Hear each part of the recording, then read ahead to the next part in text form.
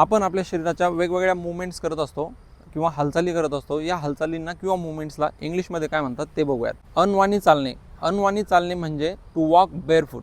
तर तुमच्या पायांमध्ये जर तुम्ही कुठलीही चप्पल किंवा बूट घालत नसाल, तुम्ही विदाऊट बूट किंवा चप्पल जर चालत असाल तर you are walking barefoot. You are walking barefoot.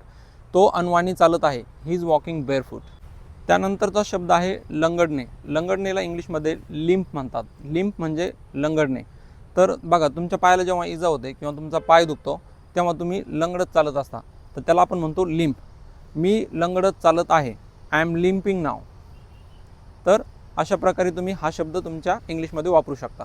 पायांच्या बोटांवरती चालत असाल तर त्याला इंग्लिशमध्ये टिपटो हा वर्ब आहे. म्हणजे एखादी व्यक्ती जर पायांच्या बोटांवरती चालत असेल तर तुम्ही म्हणू शकता ही इज टिपटोईंग. म्हणजे ही ॲक्शन आहे.